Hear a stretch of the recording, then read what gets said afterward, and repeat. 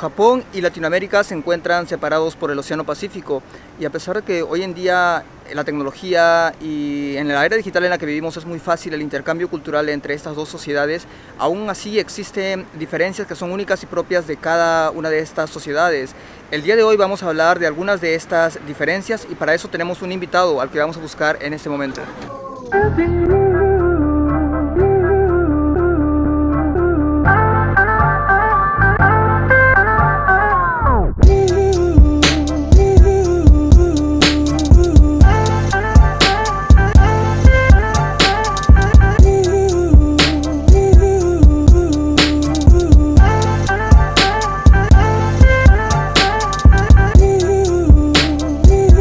Hola Sinetón, ¿qué tal? ¿Qué tal? ¿Cómo estás? Sinetón, ¿qué diferencias en el tiempo que vienes viviendo aquí en Japón has notado con respecto a la vida en Latinoamérica? Pues mira, son bastantes, pero creo que puedo empezar diciendo sobre los servicios públicos. En el caso de Latinoamérica, los servicios públicos no son tan complicados de utilizar. En cambio, en Japón requieren de una curva de aprendizaje muy grande. Por ejemplo, en Latinoamérica, o en el caso donde yo soy, de la Ciudad de México, la basura no se separa en tantos residuos como aquí. En México solamente se separa en orgánicos e inorgánicos, a lo mucho. Y en el caso de Japón se separa en cartón, en PET, en plástico, en ropa, en residuos quemables. Y requieren de mucho aprendizaje, y lo mismo pasa en el caso del servicio de transporte público.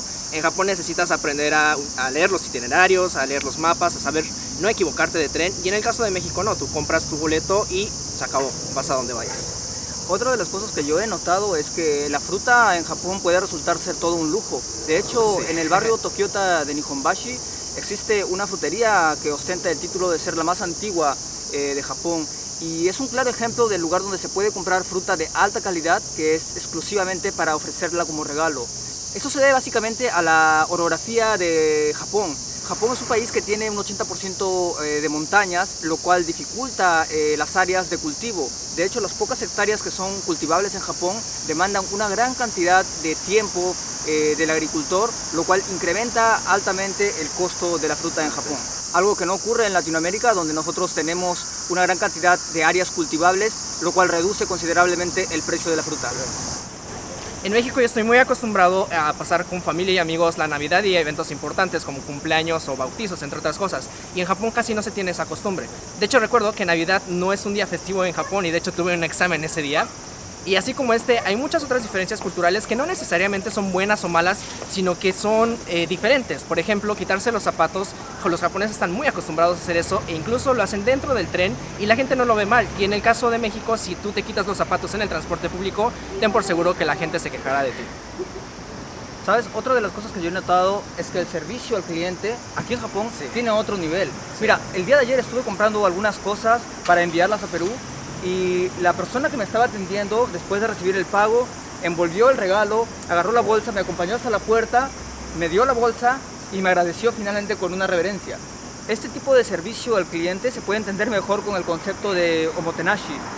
Omotenashi creo que ha sido forzosamente traducido como hospitalidad, pero este tipo de conceptos nos ayudan a entender mejor que la palabra huésped y la palabra cliente no tiene mucha diferencia aquí en Japón. Es por eso que siempre tratan de atenderlo de la mejor manera.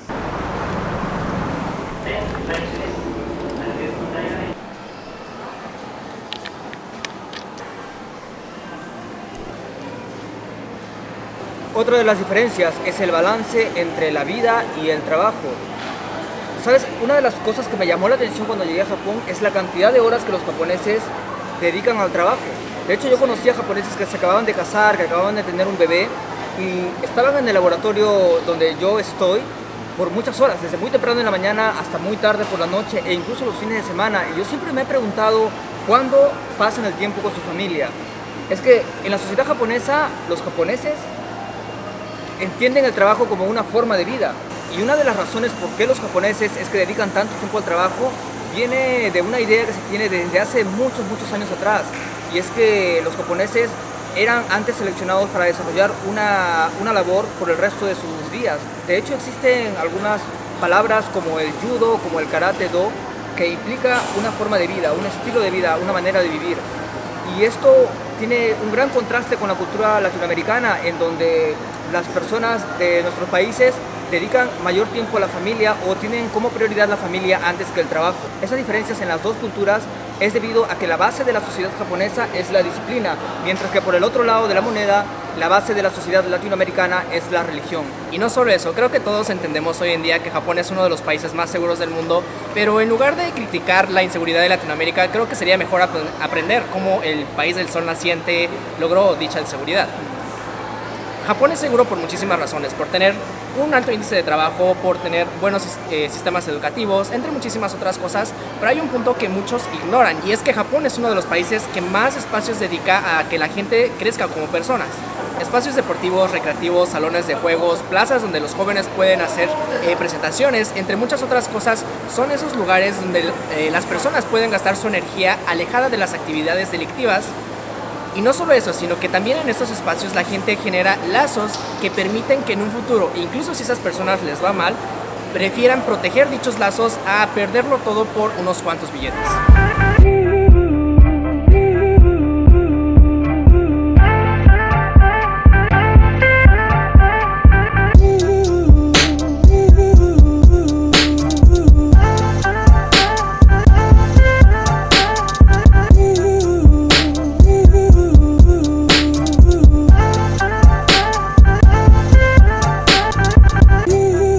Las construcciones en Japón son muy pequeñas, especialmente en ciudades muy grandes como Tokio, y esto es debido a que Japón no tiene un gran territorio. Esto no solamente repercute en el tamaño de la construcción así, sino también en todo lo que conlleva. Por ejemplo, los muebles en los departamentos son muy pequeños, el espacio en las tiendas también es muy pequeño, como en los supermercados, que hasta los carritos son muy pequeños para moverse en los pasillos. Los estacionamientos aquí muchas veces son robóticos y no almacenan más que 2 o 3 coches por piso porque no pueden ocupar mucho terreno, entre muchas otras cosas. Y eso es una grandísima ventaja para Latinoamérica porque pueden vivir las personas más cómodas. Pero también el hecho de que Japón se haya visto obligado a tener espacios reducidos ha aportado muchísimas cosas para evitar que consuman recursos que no tienen.